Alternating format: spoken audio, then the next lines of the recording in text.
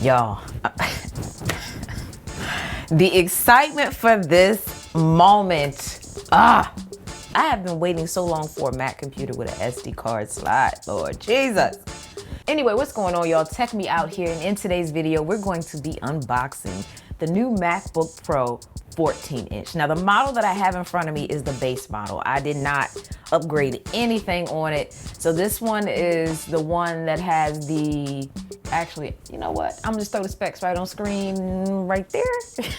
We'll do that. This is the base model that starts off at $19.99. But let's get in this thing, y'all. Oh my God, I'm so excited. All right, woo. Here we go, y'all. You know how you're so excited for something, you draw out the process sometimes of actually enjoying it, but here we go. Ooh. Interesting. So first thing I noticed is this little kind of like circle protection right there. Y'all see that? Let me bring this up a little bit. You see what I'm saying here? Oh, that's different. Wait, speaking of, this has a little weight to it. I definitely noticed the difference between this and my M1 13-inch MacBook. All right, let's get this wrapper off. So the one that I have is the space gray version, but seeing how much this resembles like the old MacBooks, it kind of low-key makes me wish I got silver. Oh my gosh. Let's move this out the way. Let's admire the product for a second. Let's take this in, everyone. So along the sides, we have finally, an SD card slot. Oh my God, that alone, y'all, made me want to upgrade to this computer. Jesus, I needed that. I'm so sick of having to rely on the dongle. Like, don't get me wrong. I like the dongle because it allows, you know, some versatility, so to speak. But when you don't have it, you're very limited. So to now at least have the essential ports, in my eyes at least, on my computer, I feel a lot better traveling with this.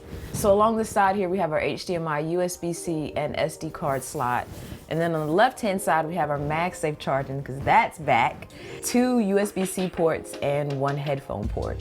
And the cool thing here though is that not only can you charge via MagSafe, but you can also still charge via USB-C. So you got your options. And I love the fact that there's a USB-C port on the left and the right, because I know on my M1 13-inch, there's only 2 USB-C ports on the left-hand side. Let's take a look at the top. We have a glossy Apple logo. Ooh, this is thick. Thick. This thing is thick. Oh, look at the bottom. Oh, and MacBook Pro is etched in there. That is so cool. All right, let's get in. Let's open this up. Oh, can I? Wait. Oh, see, I'm being messy and it effortlessly opened with one finger. I missed the whole startup, but hopefully you heard it. Oh, wow, let's see what the screen looks like. Ooh, the keyboard is nice. And the speakers, they aren't as raised on the side. Trackpad looks very similar, not the same. I will say, immediately I was drawn to the image and not the notch. But now I see the notch and I can't unsee it, but I'm interested to see how this looks as I navigate to other areas on the computer.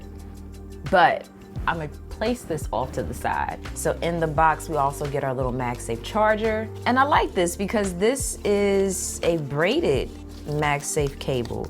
So it should be a little bit more rough. OS contains a built-in screen reader called Okay, hold up. There we go. Silence. So yeah, we got our MagSafe. Let's just see. Let's just see. Oh, that is so satisfying. It has been so long since reunited, and it feels so good. Reunited with all the things, y'all. These are the things that I've missed, mixed in with the new things that I love. I'm here for it. Okay, we also have our little pamphlet of information here. Let me see what kind of Apple stickers we got. Ooh, oh, I like.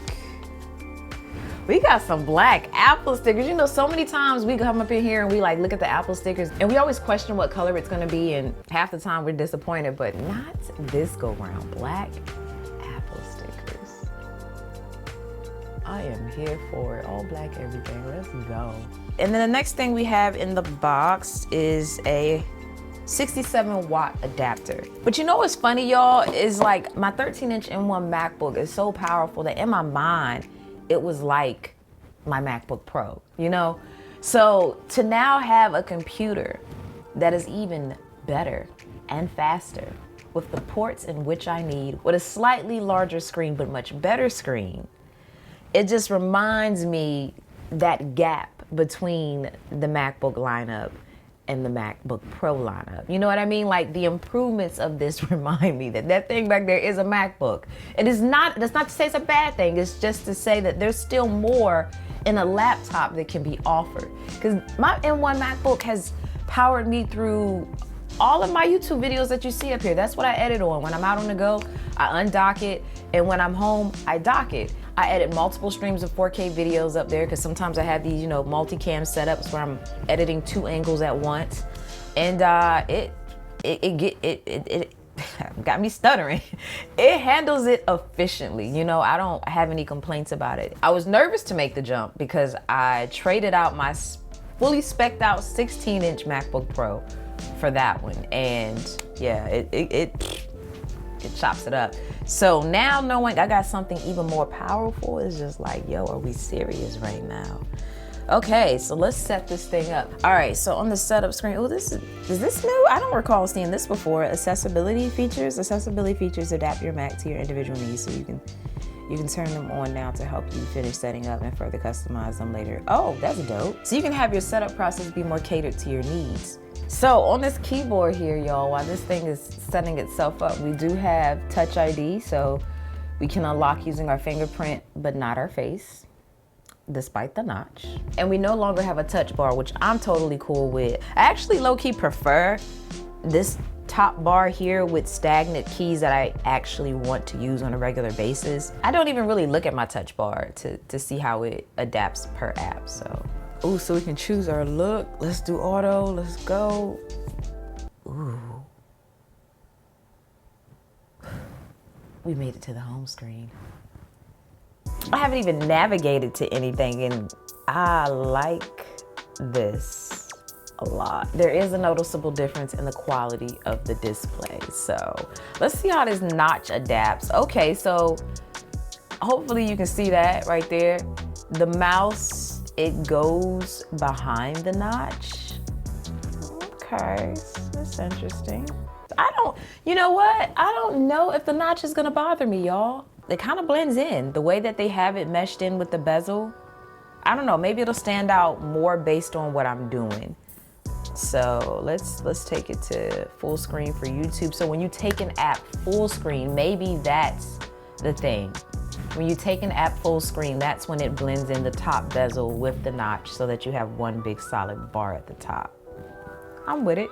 But yeah, I think it's all I'm gonna do. Let me type something, hold up. Typing's a nice experience. Okay, I like what I'm seeing right here. But I'm so excited to test this out and just, you know, give y'all my first impressions of it. Cause, you know, I've always been the type that has had the larger computer, and it wasn't until I got that 13-inch that I finally got to experience what it's like to have a powerful computer in a more compact setup.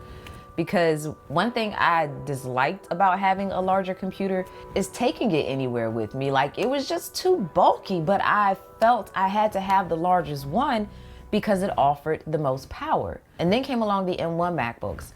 And now we have the 14-inch and 16-inch MacBook, which, might I add, are pretty much the same outside of the battery life and the display in terms of the resolution, because you have the same port setup. You can even put the same chipset in this one, because I feel like there might have been some initial confusion there where some people were thinking that you couldn't put the M1X processor in the 14-inch, but you can. But the reason that I wanted to honestly go with this base model was more so for review purposes. I am probably gonna go back and get the maxed out version of this with about a either 2 or 4 terabyte hard drive. But before I did that, I really wanted to see how far the base model could take me, because this one has the M1 Pro processor in it. So already we got a little bump there, but oh man. Yo. Could have been a little ugly ride right there, y'all. I will say though, in holding this again, I really missed the lightweight feel of my MacBook back there. But we got to get into this, y'all. But that's going to do it for this one. Make sure you drop your questions down below in the comments section. And as always, thanks for taking the time out to let me tech you out.